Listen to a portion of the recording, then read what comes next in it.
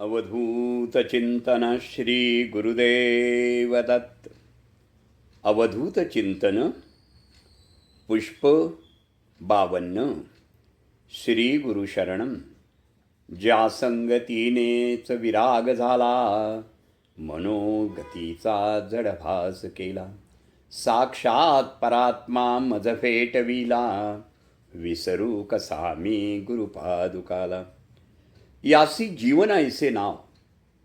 माणसाच्या आयुष्यात अडचणी येणं हे काही नवीन नाही, पण त्यावर मात करण्याची ताकद प्रत्येकाच्या आत दडलेली असते, हे लक्षात ठेवायला हवं. आपण आपल्या पायावर उभं राहायचं असेल तर स्वतःची सावली आपल्याला साथ देत नाही, अशी आपल्या गावाकडची एक म्हण आहे. म्हणजेच संकटाच्या वेळी दुसऱ्यावर अवलंबून न राहता स्वतःची ताकद ओळखणं हे फार गरजेचं असतं. भक्तीच्या मार्गावरही हेच सांगितलं जातं. देवावर श्रद्धा ठेवा, पण हातावर हात धरून बसू नका. देव देतो, पण धावून जावं लागतं. ही म्हण आपल्या कृतीचं महत्त्व शिकवते. आजच्या समाजामध्ये अनेक जण परिस्थितीला दोष देतात, सरकारला शिव्या घालतात, पण स्वतः बदलायचं नाव घेत नाही. नाचता येईना नांगण वाकडं, ही म्हण अशासाठी तंतोतंत लागू होते. राजकारणातही हेच चित्र दिसतं. लोकांना फसवणारे पुढारी आणि अंधानुकरणातून वागणारी जनता हे दोघेही याला जबाबदार आहेत. जशी करणी तशी भरणी, ही म्हण इथंही लागू ठरते. आपण योग्य निर्णय घेतला तर समाज बदलतो, नाहीतर तीच परिस्थिती कायम राहते. म्हणून ज्ञानवंत सांगून गेले, कोणतेही कारण असो, रागावू नका, चिडू नका, मोठ्याने बोलू नका, मन शांत ठेवा, विचार करा आणि नंतर अंमलबजावणी करा. त्रास तुम्हालाच आहे, सुखही तुम्हालाच आहे. विचार ही एक विलक्षण शक्ती आहे. तुमचं भलं करण्याचं प्रचंड सामर्थ्य विचारात आहे. म्हणून विचार बदला, म्हणजे नशीब बदलेल. म्हणून माणसे जपा, नाती जपा, सभोवतालच्या लोकांचा आदर करा. नाती अशी असावी की त्यावर केवळ शब्दांचा नव्हे तर कृतीचा अभिमान असावा. काल जसा विश्वास होता तसाच तो आजही टिकून राहिला पाहिजे. हेच खऱ्या नात्याचं खरं मोल आहे. पण आजच्या धावपळीच्या आणि स्वार्थी जगामध्ये नात्यांमध्ये दिखावा जास्त आणि प्रामाणिकपणा कमी दिसतोय. म्हणून एक म्हण अशी आहे, जैसी करणी वैसी भरणी. नात्यात जे पेराल तेच उगवतं. म्हणून स्वतःच्या वागणुकीत काळजी घ्या. भक्तिपूर्ण दृष्टिकोनातून पाहिलं तर देवाशी असलेलं नातं हे सर्वात शुद्ध आणि निस्वार्थी नातं असतं. देव भरोसे काम आणि मन शांत, ही म्हण आपल्याला शिकवते की विश्वास हा नात्याचा पाया आहे. जिथं विश्वास ढसळतो तेथे नातं टिकत नाही. सामाजिक पातळीवर नातं जपणं ही प्रत्येकाची जबाबदारी आहे. एकीचं बळ तिघावर भारी. समाजात ऐक्य असेल तर कोणती अडचण मोठी राहत नाही. पण आज राजकारणात आणि सत्तेसाठी नाती वापरली जातात, जपली जात नाहीत. कामापुरतं नातं झालं की दुरावा, हे कटू वास्तवाशी जाणीव करून देणारी गोष्ट आहे.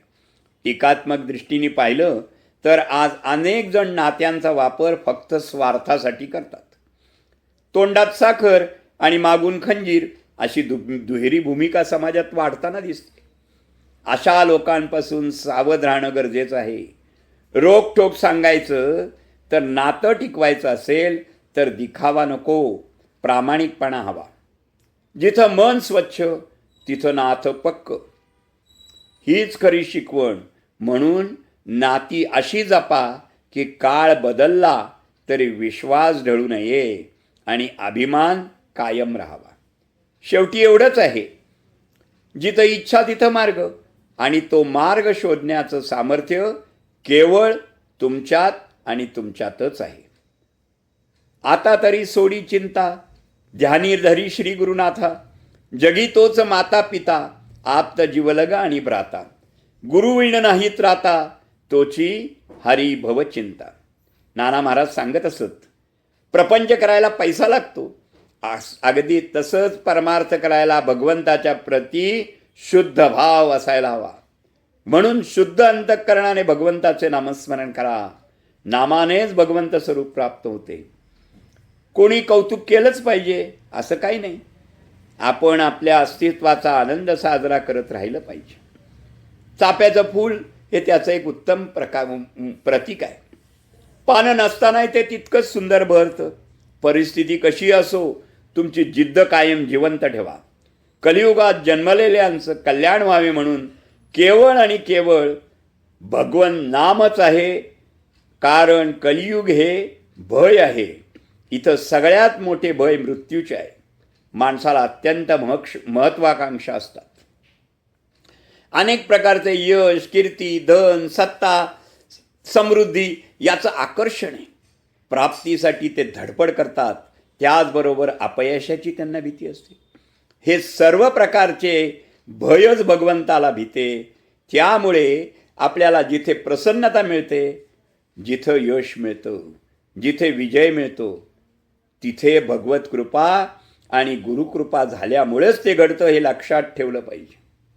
आपल्या धर्माला, सत्सद्विवेक बुद्धीला, गुरु आज्ञेला प्रमाण मानून आपल्या जीवनातील कर्म केली तर यश, कीर्ती, ऐश्वर आपणही प्राप्त करून घेऊ शकतो. आपल्या कर्तृत्वाला कृपेची जोड अवश्य ठेवा आणि कृतकृत्य व्हा. सत्पुरुष हेच नेहमी सांगतात, आचार, विचार, करणी उत्तम ठेवा. सतत दत्तनामात रहा. शुभम भवतु, शुभम भवतु, शुभम भवतु. इच्छित मनोरथा सिद्धिरस्तु.